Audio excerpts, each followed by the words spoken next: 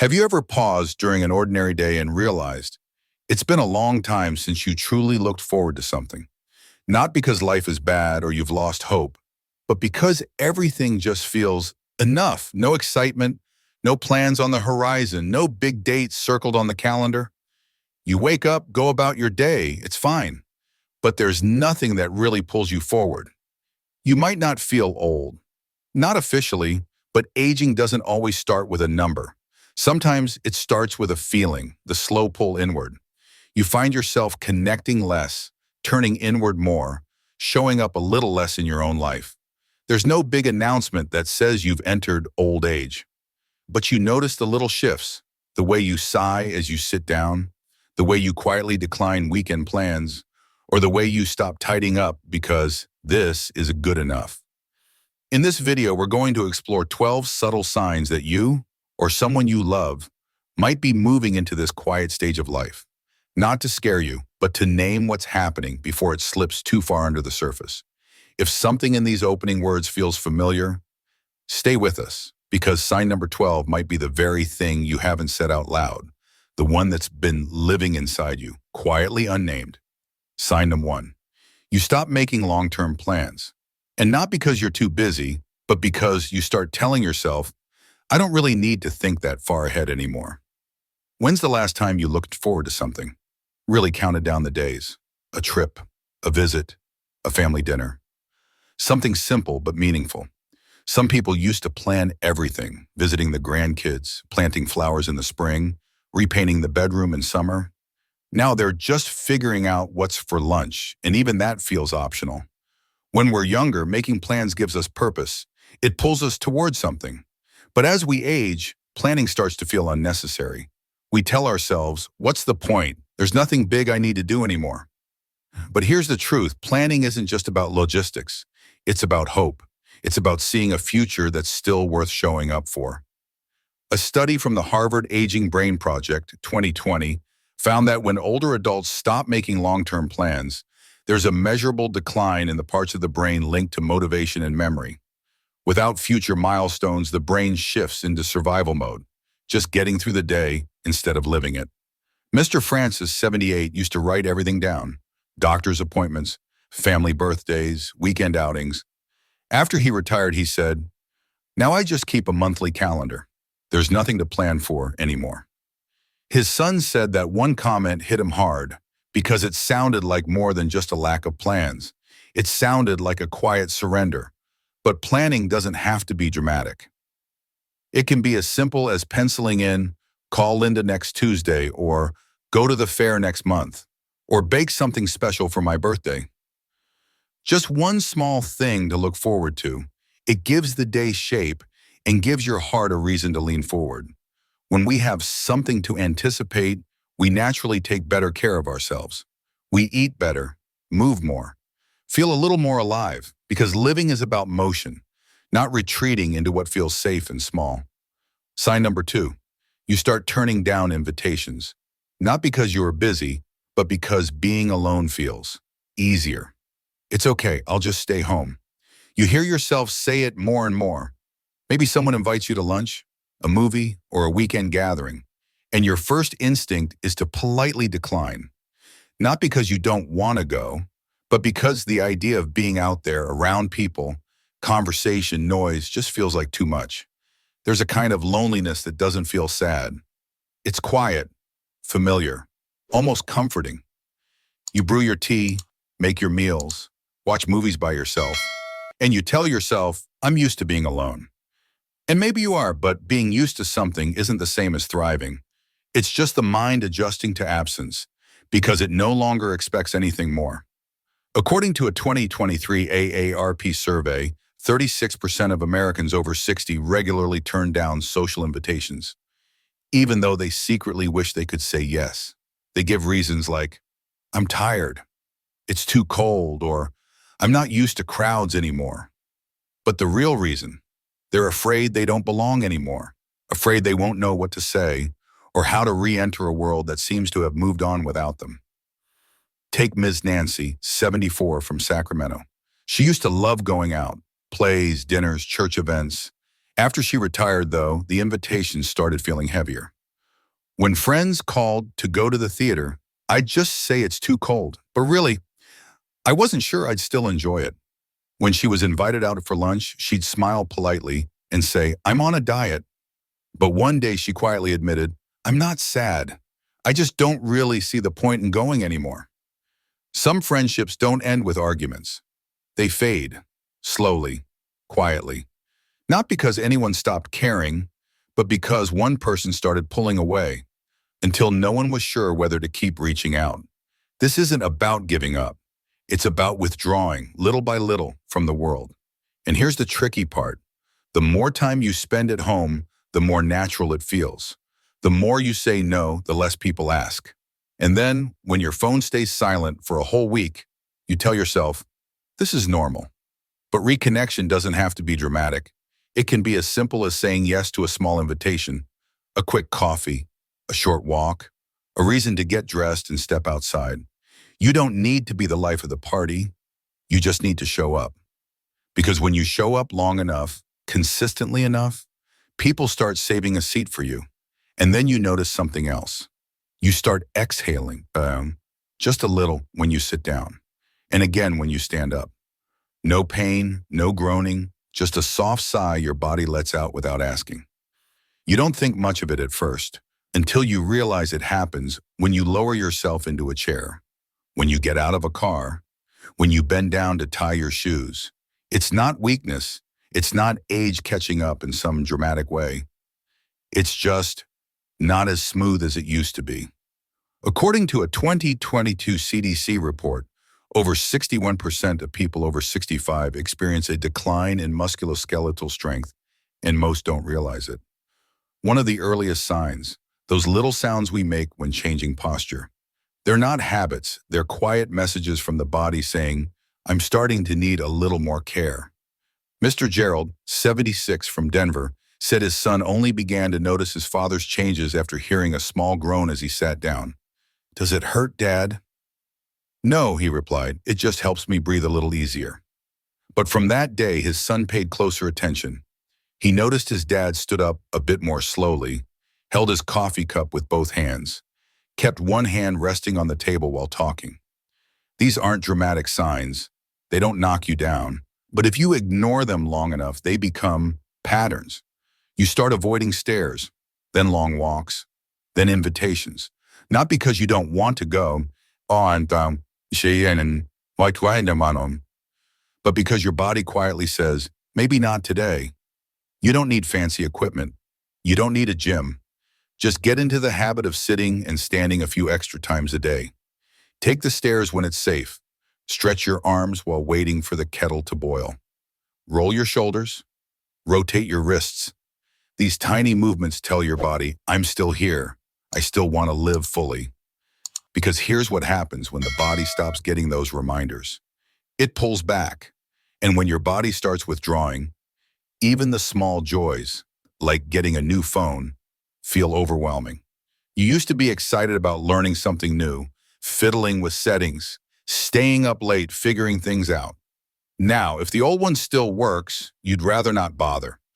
Let's not let ourselves or our loved ones slowly fade from the things that used to bring joy. Sometimes all it takes is a simple yes, a small stretch, or showing up just once more. And if any part of this hit home, drop a comment that says, I've felt that too. Because the more we talk about this, the more we remind each other, you're not alone. And if you're looking to notice more of life's quieter signals, follow this channel. Because often it's not the big events that shape us. It's the gentle signs we finally choose to listen to. Software updates can feel exhausting. You open your phone, see a whole new interface and sigh, this is too complicated. But you're not being lazy. You've just run out of patience for things that don't feel essential. Sure, part of it is the eyesight not being what it used to be, or fingers that aren't quite as quick. But beneath all that is something deeper.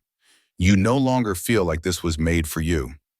According to a 2022 Pew Research Center survey, only 31% of Americans over 65 feel confident using new technology. And nearly 60% of them admit they avoid updates, not because they can't learn, but because they're afraid of being left behind. It's not about ability. It's about hesitation. Hesitating to ask, hesitating to make a mistake, hesitating to send the wrong emoji and get laughed at by someone younger. Take Mr. Ron from North Carolina, 80 years old and a former IT engineer. These days, he still uses a 10-year-old phone.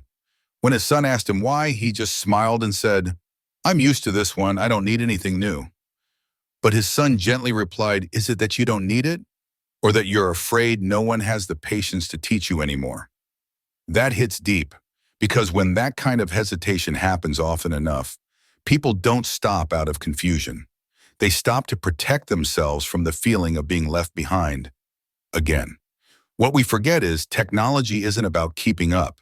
It's about staying connected.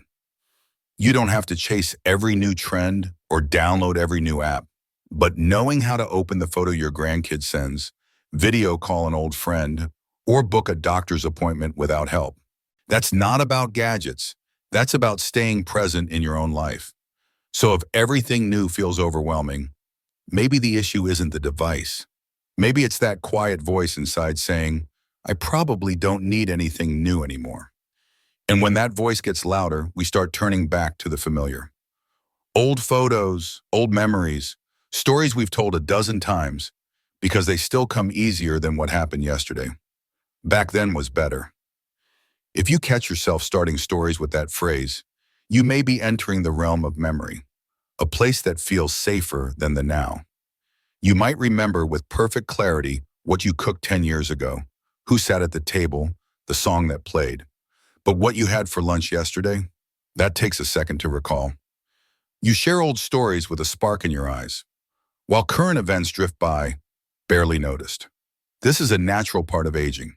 A 2021 study from the National Institute on Aging found that older adults often turn to past memories to maintain a sense of meaning and self-worth. But there's a catch. If we only live in those memories and stop creating new ones, our brain slowly loses the ability to hold on to the present. Take Annie, 77, from Boise, Idaho. Every time she sees her church friends, she tells the same story. Her 1982 road trip to the Grand Canyon with her late husband. She remembers every detail. The peanut butter sandwiches in the cooler, the beige jacket he wore, even the way the sunlight hit the canyon walls.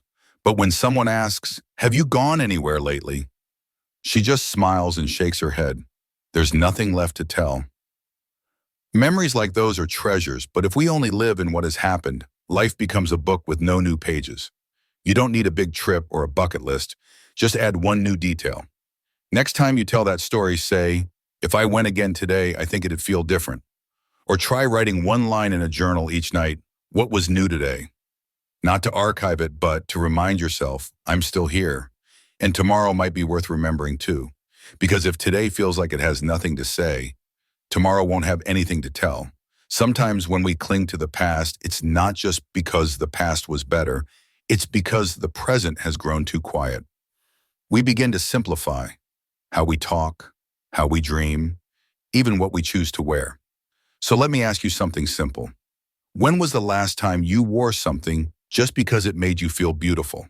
Not for a dinner, not for someone to see to show, just because it made you feel more like yourself. A dress with a wild pattern, a bright shirt that maybe isn't practical, but makes you smile when you catch your reflection. Sometimes that's all it takes to remind yourself, you're still here, you're still you, and today still matters, full of life. There was a time when your closet held a little excitement, outfits saved for special occasions, or just for days when you felt good and wanted the outside to match the inside. But now, when you open the closet, everything kind of blurs together. Soft fabrics, stretchy waistbands, neutral tones, wrinkle-free, clothes that are easy, practical, no thought required. You're not being lazy, you're just simplifying. Because somewhere along the way, it stopped feeling like there was anyone left to dress up for. According to a 2022 national poll on healthy aging from the University of Michigan, 64% of adults over 65 say their top priority when buying clothes is ease of wear and care. Nearly half said they couldn't even remember the last time they bought something just because they liked it. Linda, 75 from Raleigh, North Carolina, once adored fashion. These days, she switches between two go-to outfits. When asked why, she smiled softly and said, "No one sees me anymore. As long as I feel light, that's enough." But her daughter paused, looked at her, and gently said something that stayed with her. "Mom, you should still dress nicely for you. How we look doesn't define our worth, but the care we give ourselves, a splash of color, a freshly ironed shirt, sends a quiet message to our own hearts. I still matter." So if you find yourself staring at a closet full of sameness, or realizing it's been a while since you wore something just because it made you smile, maybe this video is brushing up against something you haven't said out loud. Maybe you've remembered a version of yourself that once got dressed up just because. And that version of you still deserves to show up today, even if no one else notices. Because sometimes what you put on in the morning shapes how the whole day feels. Just like those little moments you used to reach for your phone to snap a picture of your tea, the sun hitting the windowsill, or even just your own smile. When was the last time you did that? Do you remember the last photo you truly wanted to keep? Not one someone took quickly, but a photo you chose because in that moment you felt worth remembering. At some point you stopped picking up the camera, not because you're camera shy, but because it didn't feel like there was much to capture. You still keep all those old photos, laughter, birthdays, road trips, holidays. But recently, not much new. Your photo album has slowly become a time capsule, a tribute to who you were, not who you are. A 2021 Pew Research study found that 58% of adults over 65 say they no longer take personal photos, and more than half say it's because there's nothing new to capture. Thomas, 81 in Tucson, had his daughter scrolling through his phone one day. She noticed pictures of houseplants, food, a book he was reading, but not a single photo of himself in 6 months. When she asked, "Dad, don't you want a photo of you?" He just said, "I wouldn't know what for." So she did something small. After every video call, she took a screenshot, and later she made him a little album. "I just want him to see that he's still here, that he still has that beautiful smile." Taking photos isn't about looking perfect. It's about keeping a glimpse of how you were feeling, the light in your eyes, the softness in your expression, even if it's just for you. On a quiet day, if you scroll through your phone and realize you've gone missing from your own story, try taking a photo. No posing, no filters, just press the button to remind yourself this moment matters. I still matter. Today matters.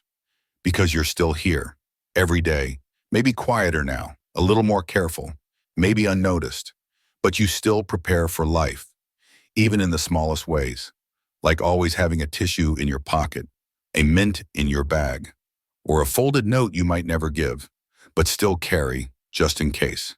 You don't need a reminder. Whether or not you actually need it today doesn't matter. It's just part of your daily routine now. Before heading out the door, you're no longer asking, "What looks good with this outfit?" Instead, you're thinking, "What if it gets chilly? Will the wind pick up? Better not risk catching a cold again." So you grab a pouch of tissues, a couple of pills, maybe an extra pair of socks, sometimes even a wool hat, even in the middle of spring. According to a 2023 survey by the National Institute on Aging, NIA, more than 68% of Americans over 65 develop preventive habits, not because a doctor told them to, but simply from instinct. Carrying tissues, wearing a hat even when it's warm, avoiding open windows, these aren't just habits. They're quiet ways of saying, "I've got my own back." Take Mr. Howard, 79, from Albany, New York.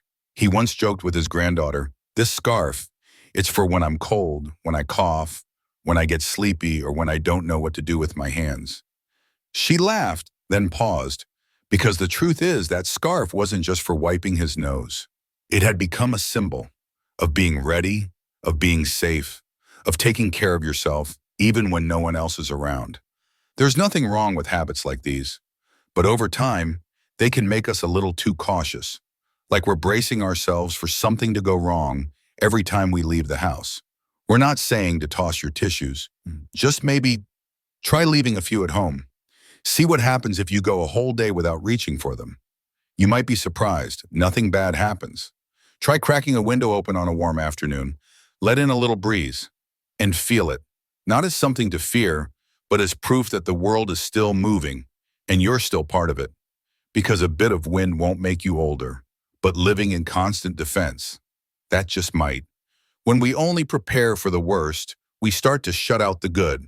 And when the little worries begin to pile up, we shrink, not just in mindset, but in the space around us. You start to find comfort in smaller spaces. The big rooms you once dreamed of no longer feel necessary. Now it's enough to have one cozy corner that's all yours, where everything is familiar and nothing asks too much of you. It's not about giving up. It's about choosing a space that feels manageable. Safe. A space where you don't have to pretend for anyone. And that makes sense. In a 2022 AARP survey, nearly 70% of Americans over 65 said a smaller living space helped them feel more in control and less mentally overwhelmed. But nearly half also admitted that at times their small space made them feel stuck. Mrs. Margaret, 79, from Portland, Oregon, once shared a big house with her husband and grandkids. Today, she lives alone in a small apartment downtown.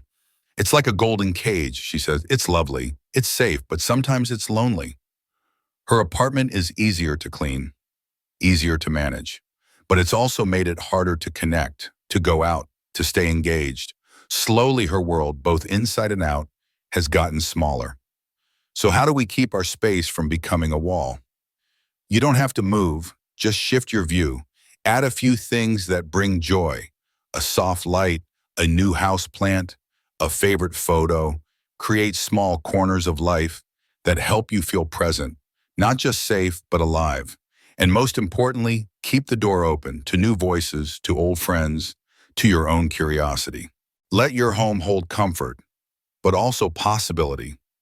Because when we get used to saying, I'm old now, what we're really saying is, I've changed.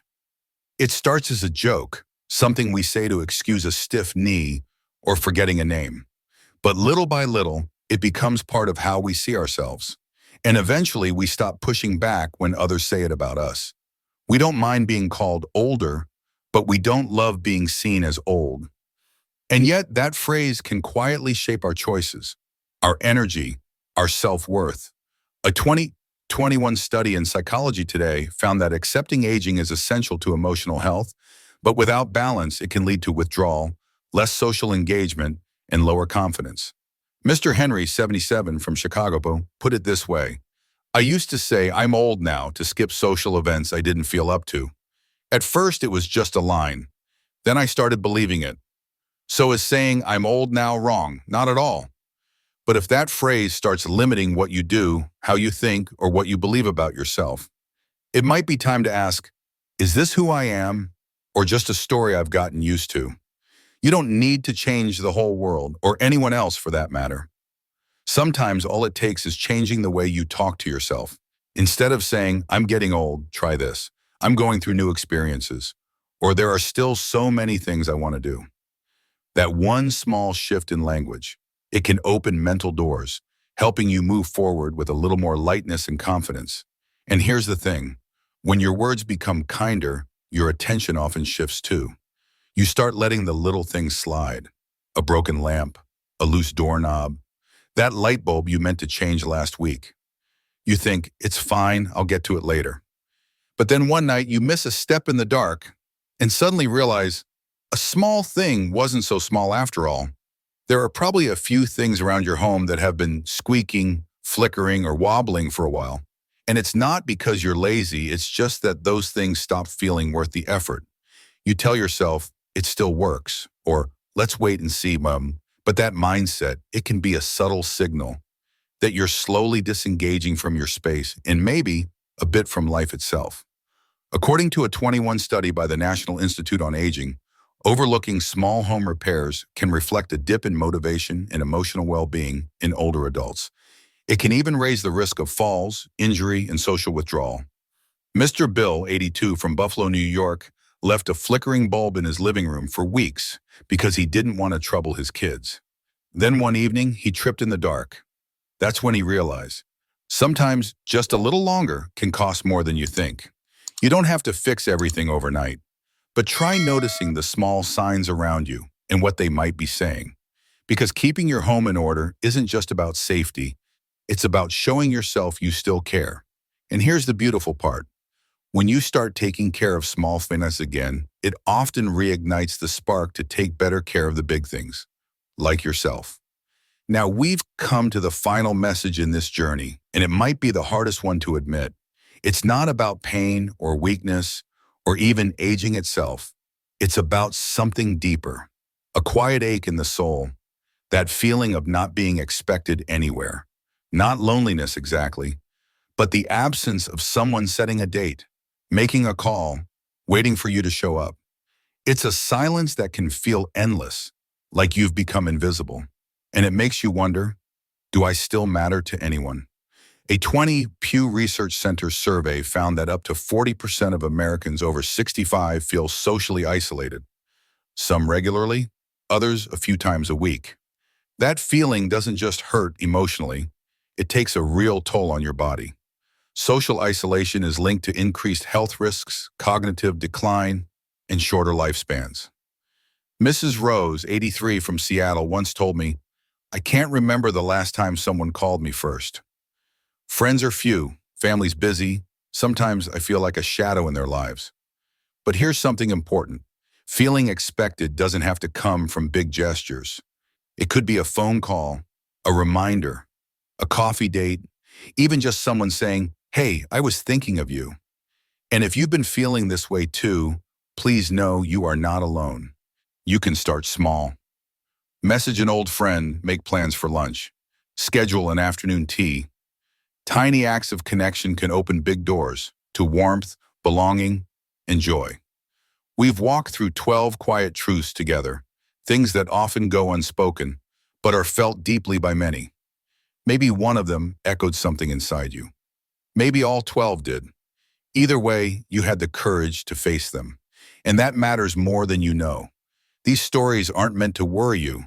They're here to remind you, you are not walking this path alone. Aging isn't the end of your story. It's a new chapter, one where you get to live with more softness, more clarity, more meaning. If something here resonated with you, leave a quiet sign that you were here. A like, a comment, a simple, "I'm going through this too." That's all it takes to let others know they're not alone either. Thank you truly for being here, all the way to the end. And when you wake up tomorrow, I hope you have one small thing to look forward to, even if it's just making a warm cup of tea for you.